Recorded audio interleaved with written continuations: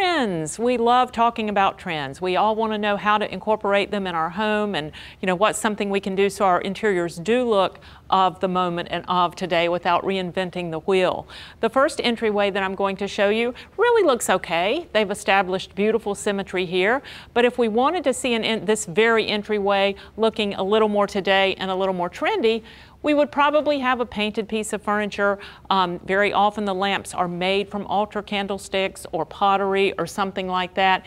And any type of series of prints, especially the herbivores, are very popular now. And I can't see the rug in this slide, but I bet it's a seagrass or some type of natural fiber rug if it's going with the rest of the look of the trendy entry. Some more before and afters that were also taken from the Pt.6 website. A lovely living room. The window treatments feel very heavy though with what we're doing today. The swags and the prints at the windows, all of the pattern on the sofa and chairs.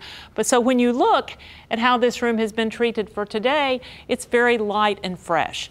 I have two different sections of the trends tonight because we really have the full spectrum nowadays. Not only do we have the Belgian Swedish feeling where things are the bleached and whitewashed and pickled finishes and a lighter palette, but then color is very much back, the richer color, which we'll also see tonight. Notice the seagrass rug. This is actually a diamond pattern, so it's a step above just your natural seagrass. And these are the simpler drapery treatments that are more popular today, usually beautiful silk or linen blends with simple headings and fabrications.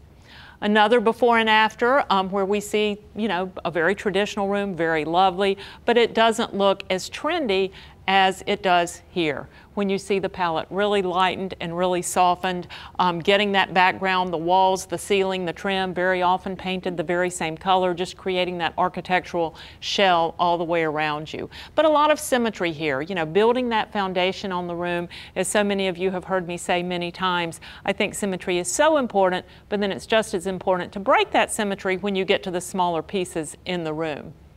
Love this dining room. If you look closely, the family room beyond is the family room we looked at earlier this evening. And here you have more of the swags at the window. And notice the drapery rod. It's even in a red and white pattern tying back into the red fabric on the dining chairs.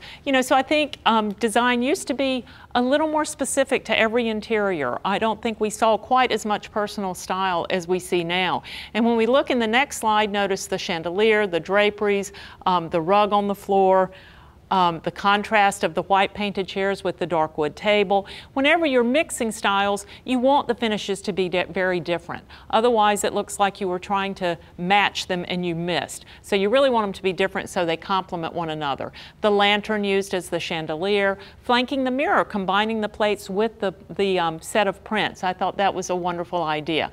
Along the window seat, I'm wondering if they just haven't put the cushion in yet, because I think that would be, you would want to have a cushion there in the window seat, and the drapery panels again are just very simple, lovely silk. An exterior before and after, and what they've done here is very much what we're seeing in the interiors, in that everything has been painted the same color. If you're going to do this look, it's very important that the landscaping become very European as well. The two seem to not marry if you have more of the the plantings like we so often see kind of around the trees and along the edge of the wall, instead of the really clean boxwoods that do feel a little more European. So I thought this was just, look how light and fresh the home appears now as opposed to the brick, even though it had been obviously vacant for quite a while. More of the trends that introduce color. This is my favorite section. I definitely have to have the color in my life. You see nice symmetry established here with the pillows and the chairs and the garden seats. Another stripe rug here, giving you a lot of visual tension, a lot of contrast there. And notice the mix of finishes on the coffee table and the pair of lamp tables. Even though you can only see one here, the dark finish with the light textured finish that you do see on the coffee table. Isn't this a wonderful kitchen? All the walls have been painted this beautiful turquoise, the Moroccan lantern used as the lighting here. And turquoise is a color that is nice for everyone. And also monochromatic rooms. I love to use monochromatic paint palettes for my interiors, because regardless of the color, most anything would go with it. If you take this room, for example, you could put red accents, you could put yellow, you could put green, and because it is a monochromatic color scheme, it doesn't get too busy, and it really becomes a blank canvas, even though you don't think of turquoise as a neutral. So that's an interesting thing to think about. And then in this breakfast room, the banquette is such a great idea and a very popular thing to do now. Flanking the banquette, you have a pair of etagères, so you really create some architecture on that wall, architecture that you could take with you if you moved.